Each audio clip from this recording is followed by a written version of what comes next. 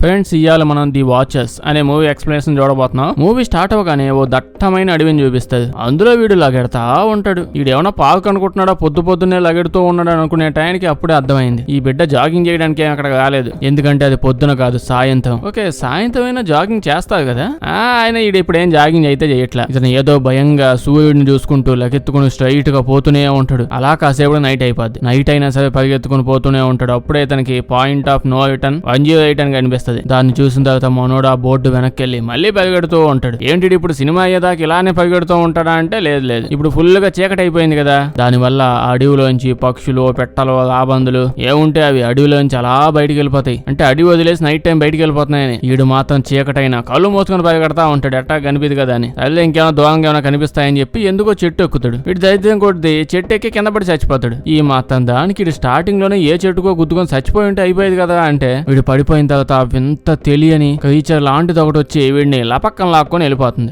ఏం లేదండి, అడవిలో ఆగటం ఇక్కడికి వస్తే వీడు పోరాటం అని చెప్తున్నాడు. ఏవో తిరుగుతున్నాయంట ఈ అడవిలో భయంకరమైనవి. కొన్ని రోజుల తర్వాత అని చెప్పి అదే సిటీలో మీనా అనే ఈ అక్కాయిని చూపిస్తుంది. అక్కాయి ఓ పెట్ షాప్ లో పనిచేస్తూ ఉంటది. పాములు, గేములు, సగం చైనీస్ ఫుడ్ మార్కెట్ ఏడే ఉంటది. షాప్ ఓనర్ ఈ అక్కాయితో ఇదిగో ఈ చిలకని ఎత్తకపోయి జూలో ఇచ్చేసా అమ్మా అని చెప్తాడు. అక్క ఇప్పుడు ఆ చిలకను పట్టుకుని ఇంటికి వెళ్ళిపోద్ది.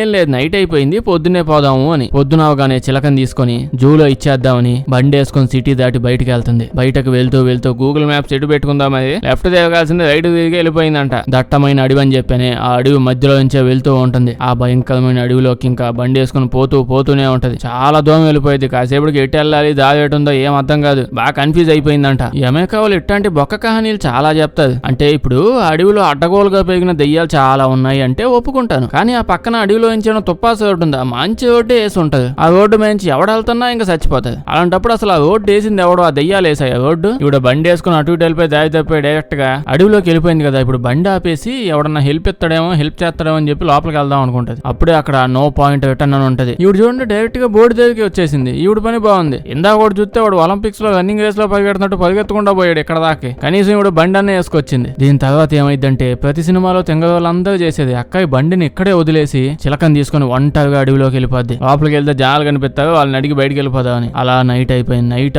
అవగానే ఏముంది, ఆ అడవిలో ఉన్న మళ్ళీ ఆ పెట్టలో, చిలకలో, రాబందలో, గద్దలో ఏ ఉంటే అవి అడవి మొత్తం వదిలేసి బయటికి వెళ్ళిపోతుంటాయి. అక్కడికి భయం వేసేస్తా ఉంటది. ఎందుకంటే నేలంతా అదిరిపోతా ఉంటది. ఏదో భూకంపం వచ్చేస్తుంది అన్నట్టు. బాగా చీకటి అయిపోయింది. అప్పుడే ఎవరో ఒక ముసలావిడ అలా అటు నుంచి ఇటు పరిగెట్టిద్ది. ఆ టైంలో ఇంకెవడన్నా అయితే భయపడిపోయి కనీసం వెనక్కి వెళ్ళి బండి అన్నీ ఎక్కుతుంది. కానీ అక్కయ్య ముసలావిడ వెనకాల పరిగెట్టిద్ది. అలా పరిగెడుతూనే ఉంటది. అబ్బాయి ఈవిడ కూడా మొదలెట్టింది మళ్ళీ పరిగెట్టడం. అయితే అప్పుడే సడన్ గా ముసలావిడ మాయమైపోద్ది. కానీ చూస్తుండగానే వెనక నుంచి అడవి మధ్యలోంచి ఏదో ఒక తలుపు ఓపెన్ అయింది. ఇప్పుడు ఆ తలుపు వెనకాల ముసలావిడ నుంచొని నీకు గాని ఇప్పుడు బతకాలని ఉంటే దా లోపలికి దా అని అంటుంది. అయితే మన అక్కయ్యకు ఉన్న అతను తెలిసిందే కదా, ఏం ఆలోచించాడు, డైరెక్ట్ లోపలికి వెళ్ళిపోద్ది. ఇప్పుడు ఆ ముసలావిడ అక్కని లోపలికి లాగేసి తలుపులు గేట్లన్నీ వేసేస్తుంది. ఇన్ని లోపలు పెట్టింది ఏందో. అయితే లోపల ఏదో ఇల్లు లాంటిది ఉంటది కానీ అది ఇల్లు కాదు. లోపల 3 సైడ్లు గోడతో క్లోజ్ చేసేది ఉంటది. ఒక సైడ్ మాత్రం ఏదో ఒక పెద్ద అద్దం ఉంటది. ఇదేదో డాన్స్ క్లాస్ గదిలా ఉంది. అయితే ఆ లోపల అక్కయ్య కాకుండా ముసలావిడతో కలిపి ఇంకో 3 ఉన్నారు. అక్కయ్య షాక్ తో ఎవరు మీరంతా అడవి మధ్యలో ఎట్లాంటి కొంప కట్టుకుని ఉన్నాయంటే ఇవేం ఫ్యాంటసీలుగా మీకు, ఇందుకు కాదు అమెరికా వాళ్ళని అందరూ సైకోలు అనేది. ముసలావిడ ఇప్పుడు గట్టిగా కలిసిద్ది. మాట్లాడే టైం లేదు, వెంటనే అందరూ అద్దం ఎదురుగా వచ్చి నుంచోండి, మనల్ని చూడడానికి వస్తున్నారని చెప్పి అంటుంది. అక్క ఏమో నన్ను చూడడానికి వచ్చేది ఏంటా, మనం ఏమైనా ఇండియాలో ఉన్నామా, కనీసం పెళ్లి చూపులైనా జరుగుతున్నాయని అనుకోవడానికి, నాకు ఫ్యామిలీ కూడా లేదే నన్ను చూడడానికి ఎవడన్నా రావడానికి, ఆవిడేమో నువ్వేం పెద్ద సెలబ్రిటీ కాదు ఎవడో వచ్చి చూడడానికి, మనల్ని ఇప్పుడు వాచెస్ చూడడానికి వస్తున్నారు, సైలెంట్ గా నుంచో ఉండి అలా అద్దం ఎదురు అని చెప్పిద్ది. అప్పుడే భయంకరమైన సౌండ్లు దీని లోపలికి వినిపిస్తూ ఉంటాయి. అప్పుడే ముసలావిడ చెప్పిద్ది, వాచెస్ అంతా నువ్వు వచ్చినందుకు చాలా హ్యాపీగా ఫీల్ అవుతున్నారు, బయట నుంచి టపా సౌండ్ వినిపిస్తున్నాయి కదా అవేమనుకున్నావు, వాళ్ళందరూ నేను చూడగానే చప్పట్లు కొడుతున్నారు, ఆ వెనకాల నుండి ఒకడైతే నువ్వు కత్తిలాగా ఉన్నావని చెప్తున్నాడు. అది వినగానే అక్కయ్య ఒక్కసారిగా షాక్ అయిపోద్ది. ఏం జరుగుతుందో అసలు ఏం అర్థం కావట్లేదు. నైట్ అంతా బాగా కన్ఫ్యూజన్ లోనే కూర్చుని పోయిద్ది. ఇప్పుడు అలా పొద్దున అయిపోద్ది. ఆ తర్వాత తలుపులు ఓపెన్ చేసుకుని అందరూ హ్యాపీగా బయటకు పోతారు. ఆయమ్మ చెప్పిద్ది, ఆ వాచెస్ నైట్ టైం మాత్రమే బయటకు వస్తారు, మనం పగల బయటకు వచ్చి తిరుగుతాం, అవి వెళ్తూ కొండలేవు అందుకే ఏడకు వెళ్ళిపోతాయని చెప్పి చెప్తుంది. సో ఇలా మనం ఒక డీల్ చేసుకుని నడుస్తున్నాం అని అంటుంది. అక్క ఏమో చూస్తుంటే ఇక్కడ ఏదో ఎదవడమ టీవీ షో నడుస్తున్నట్టుంది, నాకు అర్థమైపోతుంది, నేను వెళ్ళిపోతా ఇక్కడ నుంచి నా పొద్దు ఎవడని చెప్పి వెళ్ళిపోతుంటది. ఆ ముసలావిడేమో వచ్చిందమ్మ టిక్కులాడి, మాకు తెలియదు మరి, ఆ జుత్తేమో ఓకనే తెల్లగా అయిపోయింది అనుకుంటున్నావా, మొత్తం ఎక్స్ప్లోర్ చేశాను ఆల్రెడీ, ఎన్నో సంవత్సరాల నుంచి వెతికి బయటకు వెళ్ళడానికి దారి తెలియక ఇదే ఇంట్లో పడి తిరుగుతున్నాను, నువ్వు ఎంతైనా దోలు ఎక్కడైనా తిని ఏదైనా చెయ్యి, కానీ నైట్ అయ్యేలోపు మళ్ళీ ఇంట్లో లోపలికి వచ్చేయాలి, లేకపోతే ఆ వాచెస్ వచ్చి నువ్వు ఇంట్లో లేవని తెలిస్తే ఇన్ను లేపేసి వాళ్ళు నైట్ దావత్ చేసుకొని తినేస్తారు. అయితే ఇప్పుడు అక్క ఎటు పరిగెత్తుకుంటూ పోయినా point of of no return. మొత్తం అడవి చుట్టూ ఇవే బోర్డులు పెట్టుంటాయి. అక్క ఇప్పుడు అబ్బా అటు సైడ్ సూర్యుడు కనిపిస్తున్నాడు, పరిగెత్తుకుంటూ వెళ్ళిపోయిందని ఇంకా వెళ్ళిపోతా ఉంటది. అటే అలా వెళ్ళి చూస్తే ఎదురంతా అడివే. అప్పుడే అమ్మమ్మ వెనక నుంచి వచ్చి అయిపోయిందిగా తిరగడం, సో నీ ఎంజాయ్మెంట్ అంతా అయిపోతే మోసుకొని ఇంకా వెనక అని చెప్పి తీసుకుపోయి చెప్తా ఉంటది. ఈ అడవి చాలా భయంకరమైన అడవి. ఇది ఎప్పుడు ఆత్మల్ని అట్రాక్ట్ చేస్తూ ఉంటుంది. ఈ అడవి 24 గంటలు జనాల బలిని కోరుకుంటూ ఉంటుంది. మనమే దీనికి బలి పశువులు అవుతాము అని చెప్తుంది. అక్క ఏమో నీ కోతి మొహం దానా, అడవి అడవి అని ఎదవడి వేషాలు ఏమాక. ఇక్కడ అడవి ఏం చేయట్లేదు పాపం, సైలెంట్ గా బానే ఉంది. వాచర్స్ అని చెప్పి తప్పట్లు కొట్టుకుంటా తిరిగా కదా, వాళ్ళు మనల్ని చేస్తుంది అన్ని ఎదవ పనులన్నీ వాళ్ళు నైట్ టైం చేసుకుంటూ తిరుగుతుంటే మొత్తం అడవి మీద నెట్టేస్తున్నావు నువ్వు. అసలు ఈ బోర్డు లేని ఎవడు పెట్టాడు అన్ని, ఎక్కడ పెడితే అక్కడ ఉన్నాయి, నో పాయింట్ ఆఫ్ రిటర్న్ అని చెప్పి అని అంటే ఆయమ్మ చెప్పిద్ది. ఈ బోర్డు ఉన్న ఈ పాయింట్ దాటి ముందుకెళ్తే మన ఇల్లు ఉంది కదా, అదే ఎదవ కొంప ఉంది కదా ఒక రేకుల షెడ్, దానికి మళ్ళీ రిటర్న్ కి వెళ్ళలేము. సో ఇది దాటి వెళ్ళామంటే అవి వచ్చి చంపేస్తాయి. ఇది ఎవడు పెట్టాడు అసలు ఈ బోర్డులు అంటే, ఓ ప్రొఫెసర్ పెట్టాడంట. వాడెవడో ఇప్పుడైతే మనకు తెలియదు. అలా నైట్ అయిపోయింది, వెళ్ళిపోతుంది. వెళ్ళిపోయిన తర్వాత అందరూ ఇప్పుడు అదే షెడ్ లో కూర్చుంటారు. ఇంకా వాచర్స్ వచ్చే టైం అయింది. టైం అవ్వగానే ఇంకా ఈ పక్కన ఇవిడు ఉంది కదా, మంచి మ్యూజిక్ ప్లే చేస్తూ ఏదో వాళ్ళ దేశానికి సంబంధించిన డాన్స్ చేస్తున్నట్టుంది. అక్కకి అసలు ఏమీ అర్థం కాదు. అమ్మమ్మని అడిగింది ఏటిది ఎందుకు ఎగుతుంది అని. ఇంక ఇవిడు చెప్పింది మనం రోజంతా ఇలా ఎదురుగా కూర్చొని ఉండాల్సిన అవసరం లేదు, నువ్వు డాన్స్ లేయొచ్చు, పాటలు పాడొచ్చు, ఆ వాచర్స్ ని రకరకాలుగా ఇంప్రెస్ చేయొచ్చు. కానీ ఆ డీజోడీలో డాన్సులు వేస్తుంటాయి అవి మాత్రం వేయకూడదు, ఎందుకంటే వాళ్ళు దొలుకుంటూ జిమ్నాస్టిక్స్ మాత్రమే చేస్తూ ఉంటారు. ఇలా ఎందుకు చేయకూడదు అంటే వాచర్స్ ఉన్నారు ఎదురుగా చూస్తా ఉంటాయి, వాళ్ళకి ఈ వీపుని చూపించకూడదంట, ఎప్పుడూ మొహం మాత్రమే చూపిస్తూ ఉండాలి. వాళ్ళకి మనుషులు వీపు అంటే నచ్చదంట. అప్పుడు అర్థమైంది అక్కకి ఇక్కడికి వాచర్స్ అంతా వచ్చి బిగ్ బాస్ షో కండక్ట్ చేస్తున్నారు. తీసుకొచ్చి ఇప్పుడు కొంపలో పడేశారు. పేమెంట్ ఇవ్వడానికి ఇప్పుడు వాచర్స్ దగ్గర డబ్బులు లేవు కదా, సో వీళ్ళ ప్రోగ్రామ్ కంప్లీట్ అవ్వకుండా బయటికి వెళ్తే చంపేస్తామని చెప్పి డిసైడ్ అయిపోయారు. ప్రోగ్రామ్ కూడా అలాగే ఉంటది. వీళ్ళ ఫుడ్ ను కూడా వీళ్ళే సంపాదించుకుంటూ ఉండాలి. పొద్దున అవగానే బయటికి పోవడం, ఫుడ్ ఎత్తుక్కోవడం, జంతువులు కనిపిస్తే తెచ్చి చంపుకొని తినడం. అయితే ఈ రోజు వంట ఎతికే పనిని వీళ్ళిద్దరికి ఇచ్చారు, అక్కకి ఇంకా ఈ పాప ఈవిడికి. ఇద్దరు కలిసి అడవిలో ఆకులు అలములు ఏరుకుంటూ తిరుగుతూ ఉంటారు. అక్క అడిగిద్ది అసలు ఏం జరుగుతుంది ఇక్కడ, ఆ వాచర్స్ ఎవరు ఏంటి విషయం అని అంటే అవన్నీ నాకేం తెలుసు, నన్ను కూడా నీలాగే ఎలిమినేషన్ రౌండ్ లో మధ్యలో ఎంటర్ చేసేది, నేను ఎక్కడికి వచ్చి కొన్ని రోజులే అవుతుంది. ఆ ముసలావిని గెలికి రచ్చం బోలా చేస్తే ఏవో 4 విషయాలు తెలిసిందంటే ఆ వాచర్స్ కి మనల్ని చూడడం అంటే ఇష్టం అంట, అందుకే ఇట్లా పెట్టి పెంచుతా ఉన్నాయి. ఇది ఇక్కడ పెద్ద గుంట కనిపిస్తుంది, ఏమనుకుంటున్నావు వాచర్స్ ఇందులోనే ఉండేది, ఇవి పగల టైంలో బయటకు రాలేవు, అందుకే ఆ టైం అంతా ఇట్లా గుంటల్లో పడి దిగుతా ఉంటాయి, అక్కడైతే చీకటిగా ఉంటది. ఈ అడవిలో ఇలాంటి భయంకరమైన గుంటలు పెద్ద పెద్దవి చాలానే ఉన్నాయి. పర్లేదు ఇంట్లో ఉన్న రోజు మనకు పెద్ద ప్రాబ్లం ఉండదు, ఫుడ్ దొరకదు అదే బాధ.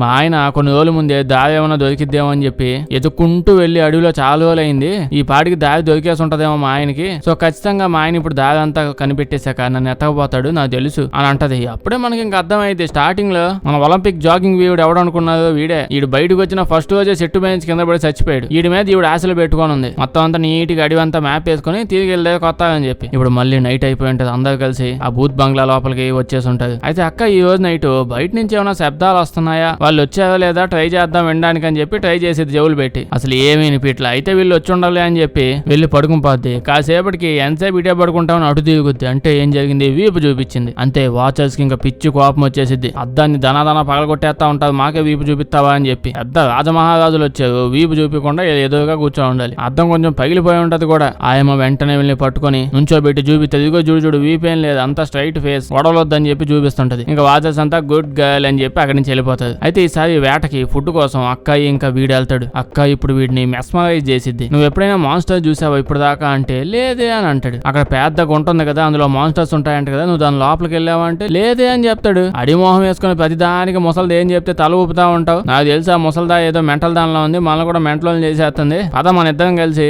ఆ గుంట లోపల దిగి లోపల ఏమున్నాయో చూద్దాం అని చెప్పి అంటుంది. దానికి ఈడు అవునా అక్కడ గుంట ఉందా, అయినా నాకు ఈ ఐడియా ఇప్పుడు దాకా ఎందుకని రాలేదు అని చెప్పి వెనకాలే పోతాడు. ఇప్పుడు ఇద్దరు తాడు యూజ్ చేసి అంటే అక్కయ్య తాడు కట్టుకుని ఆ గుంట లోపల దిగుతుంది. వాచర్స్ అందరిని రెడ్ హ్యాండెడ్ గా పట్టుకునేదాకా వదిలేలేదే, ఇది అడవిలోకి ఇందుకే వచ్చింది అనుకుంటా. అటు నుంచి ఆడు పట్టుకుంటాడు, ఇటు నుంచి ఈవిడ దిగుతా ఉంటుంది. ఇప్పుడు ఆ గుంట లోపల చూస్తే అక్కడ చాలా వస్తువులు ఉంటాయి, అన్ని మనుషులు వాడే వస్తువులే, పిల్లల సైకిళ్ళు, వాడుకునే వస్తువులు, బట్టలు, అవి ఇవి ఏవేవో ఉంటాయి. ఇది మొత్తం అంతా కట్టగట్టి మొత్తం చుట్టి పైకి పంపించేస్తుంది. అయితే అప్పుడే వెనక నుంచి అలా తిరిగి చూస్తే చాలా చేతి వేళ్ళు ఉన్న ఒక ఏదో కనిపిస్తుంది, వేళ్ళు మాత్రమే కనిపిస్తున్నాయి, కాలి వేళ్ళు కూడా కనిపించే అంత టైం తీసుకోకుండా గట్టి కలిసిద్ది. అదే బాబు వస్తువులు పడే ముందు తాడేయి అని చెప్పి తాడేస్తాడు, పక్కన లాగేస్తాడు. ఇప్పుడు సామాన్లన్నీ చుట్టేసరిగా తీసుకుని వెళ్ళిపోతుంది. తీసుకుని వెళ్తే పెద్దవిడ చూసి అసలు ఇవన్నీ మీకెక్కడ దొరికాయనంటే అక్క ఏమో అడ్బీలో మనకి అన్ని దొరుకుతాయని అంటుంది. ఆయమేమో ఏందే దొరికేది నీకు, ఇది అడవి అనుకుంటున్నావు సూపర్ మార్కెట్ అనుకుంటున్నావా, ఒక్క సంవత్సరాలు దిగుతున్నాను, నాకే ఎప్పుడు ఏం దొరకలేదు, ఈ అడవిలో ఉంది ఒకే ఒక సూపర్ మార్కెట్ అని నాకు తెలుసు, అదే ఆ గుంట, ఖచ్చితంగా గుంటలో నుంచి కదా ఇవన్నీ మీరు ఎత్తకొచ్చింది అని అంటే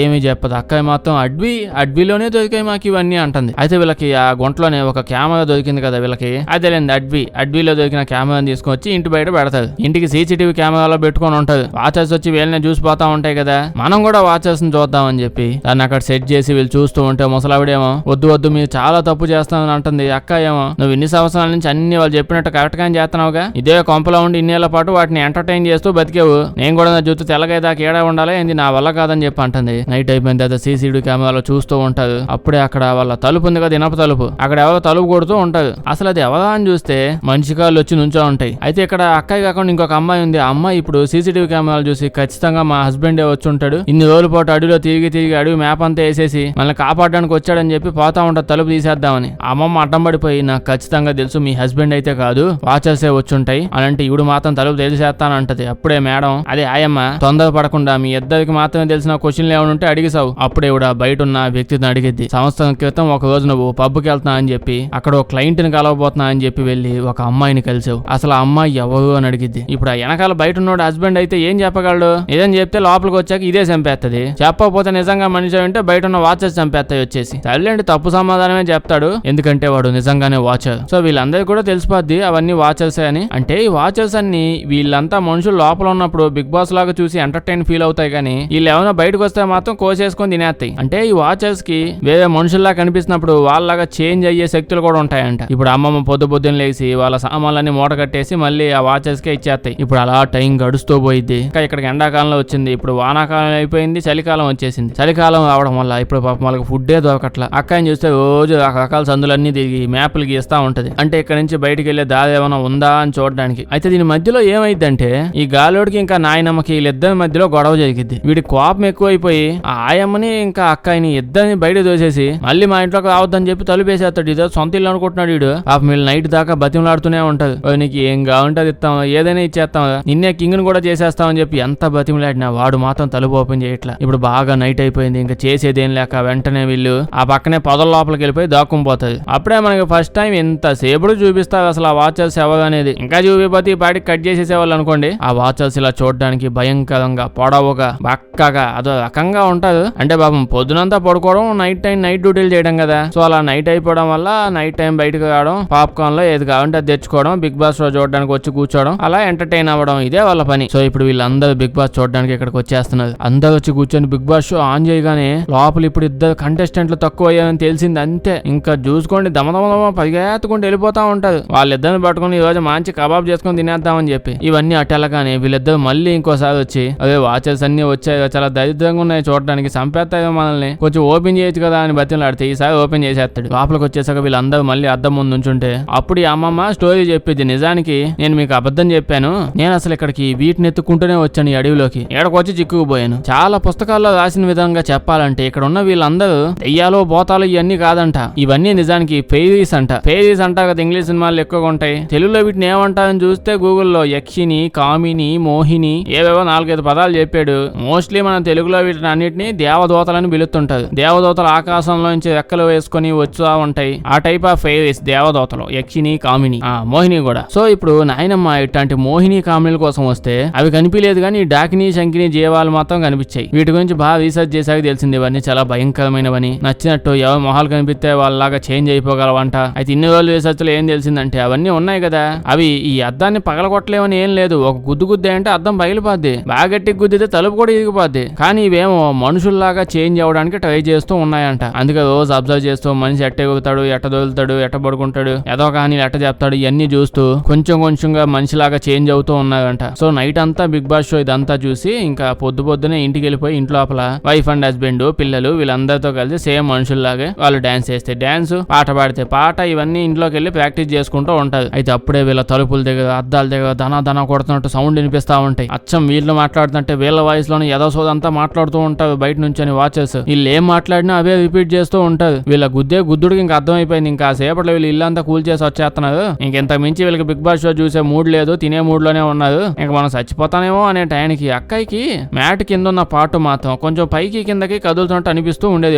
ఇప్పుడు ఓపెన్ చేసి చూస్తే అదొక బంక అన్న విషయం వాళ్ళకి అర్థమైంది. ఇన్ని రోజులు కనిపించలేదు, దాన్ని ఇప్పుడు కొట్టి ఎగగొట్టేసి దాన్ని ఓపెన్ చేసేసి లోపలికి వెళ్తాది. లోపలికి వెళ్ళి చూస్తే ఆ బంకలా లేదు, అదేదో అండర్ గ్రౌండ్ లోపల ఉన్న అపార్ట్మెంట్ లా ఉంది. లోపల చూస్తే కొన్ని సంవత్సరాలకి సరిపడే స్టోర్ చేసున్న ఫుడ్, టెక్నాలజీలు, టీవీలు, టీవీ షోలు, పుస్తకాలు, బెడ్లు, డబుల్ కాటల బెడ్లు. ఇది చూశాక ఆ ముసలావిడ చచ్చిపోయి ఉంటదేమో. లేకపోతే కింద ఇన్ని రకాల ఫెసిలిటీస్ పెట్టుకుని ఆ పైన ఆకులు అలమలు తింటూ నైట్ టైం ప్రతిరోజు ఆ దెయ్యాల్ని ఎంటర్టైన్ చేస్తూ ఈ ఎదవ బొక్క కానీలు వచ్చిన వాళ్ళందరికీ చెప్తూ ఆ వాచెస్ దెయ్యాల కింద బానిసలాగా బతుకుతూ వచ్చింది. అయితే ఇప్పుడు ఇక్కడ కంప్యూటర్ అయితే ఉంది కదా, అక్క వెంటనే పోయి కంప్యూటర్ ఓపెన్ చేసిద్ది. ఏమైనా డీటెయిల్స్ ఉన్నాయేమో చూద్దామని. ఎలక్ట్రిసిటీ కూడా ఉంది ఇక్కడ వీళ్ళకి. సైలెంట్ ఇంటర్నెట్ తప్ప అన్ని ఉన్నాయంట. కంప్యూటర్ ఆన్ చేస్తే లోపల చాలా వీడియో క్లిప్లు ఉంటాయి. ఒకటి ఓపెన్ చేసి చూస్తే లోపల డాక్టర్ మార్టిన్ అంకుల్ ఉంటాడు. ప్రొఫెసర్ అని చెప్పింది అక్కడ బోర్డులు నాటాడు. అయితే ఈ ప్రొఫెసర్ కి ఈ క్రీచర్ అడవిలో ఇవి ఉన్నాయన్న విషయం తెలిసిందంట. అందుకనే నేను వాటి మీద రీసెర్చ్ చేయడానికి ఇక్కడికి వచ్చి బంకర్లు తవ్వి ఆ పైన కొంప కట్టి అప్పుడు దాకా ఏం చేస్తాను ఈ క్రీచర్స్. వీడు ఇక్కడికి వచ్చి కొంప కట్టుకుంటూ, కొంప అంటే చిన్నది కూడా కడితే ఓకే, కింద ఇంత పెద్ద బంకర్ కట్టి సామాన్లన్నీ తీసుకొచ్చి వస్తువులన్నీ లారీలు తీసుకొచ్చి ఇక్కడ సప్లై చేస్తా ఉంటే ఆ దెయ్యాలు ఏం చేసాయి? ఇతను కూడా ఓ దెయ్యం అనుకున్నాయో. సైలెంట్ వీడి మీద రీసెర్చ్ చేయడానికి ఫిక్స్ అయ్యాడు కదా. కింద మంచి బంకర్లు కట్టేసి పైన ఏదో కొంప కట్టేసి చాలా మంది మనుషులు డబ్బులు ఇచ్చి రీసెర్చ్ అని తీసుకొని వచ్చి నైట్ అవగానే ఆ పైన కొంపలో పడేసేవాడంట. ఇల్లు ఎక్స్పెరిమెంట్లు చేస్తున్నప్పుడల్లా మాన్స్టర్స్ అద్దాలన్నీ పగలగొట్టుకుని లోపలికి వచ్చేసి అందులో ఉండే వాళ్ళందరినీ చంపి తినేసేవంట. కొన్ని సంవత్సరాల రీసెర్చ్ తర్వాత మన డాక్టర్ తాతకి ఏం తెలిసిందంటే పైన మాన్స్టర్స్ అన్ని నిజంగా మాన్స్టర్లు కాదంట. అవి నిజంగానే యక్షిని, కామిని, మోహిని దేవదూతలేనంట. అంతకుముందు భూమి మీద దేవదూతలు, మనుషులు అందరూ కలిసి బతికేవాళ్ళు. చట్టాపట్టాలు వేసుకుని అట్టముక్కలతో బొమ్మలు వేసుకుని ఆడుతూ పాడుతూ ఉండేవాళ్ళు. కానీ ఉండే కొద్దీ మనుషులు దరిద్రంగా అయిపోయారంట. ఈ దేవదూతల పట్ల వ్యంగ్యంగా వ్యవహారం చేస్తూ పోయి ఓలకొక్కలాగా అయిపోయారంట. ఈ భూమి మొత్తం మాదే, ఏ జంతువులదో ఇంకెవరిదో దేవదూతలదో కాదు, మీరందరూ ఇక్కడ ఉండకూడదని చెప్పి యక్షి, కామిని బ్యాచ్ మొత్తాన్ని అడవుల్లోకి తీసుకుని వెళ్ళిపోయి అడవిలోనే ట్రాప్ చేసేసి పెట్టేశారంట దేవదూతలందరినీ, అదే కామిని, మోహిని. దాంతో వాళ్ళందరూ అక్కడే అడవిలో ఉండి ఉండి ఏంటి మోసం, మనల్ని ఎంత మోసం చేశారేంటి, టెన్షన్ కోపాలు ఎక్కువైపోయి శక్తులన్నీ కోల్పోయి, దేవదూతలకి రెక్కలు కూడా ఉంటాయని చెప్పాను కదా మంచిగా ఎక్కడానికి, వాటిని కూడా కోల్పోయారంట. డిప్రెషన్ లోకి అంత వెళ్ళిపోయారు. డిప్రెషన్ ఇంకా సరిపోట్లే అని చెప్పి అడవి లోపల గుంటలు తవ్వి అదే లోపలికి వెళ్ళిపోయి ఉండిపోయి లాస్ట్ కి మాన్స్టర్స్ లాగా చేంజ్ అయిపోయాయంట. కానీ మన డాక్టర్ తాతకి వీటన్నిటిలో ఉన్న ఒక మంచి మాన్స్టర్ దొరికిందంట. అది ఒక నిజమైన మాన్స్టర్ అంట. అంటే మనుషులు చంపే చెడ్డ మాన్స్టర్ కాదు. ఆ బొక్కలేండి అవి ఎందుకు చెడ్డ అవుతాయి, మనుషులు కదా మాన్స్టర్లు అయింది లాస్ట్ కి సినిమాలో. పాపం ఇవి మంచిగానే ఉండేవి, మనుషులు మాన్స్టర్ లో మారిపోయి వీళ్ళని చేసేసారు.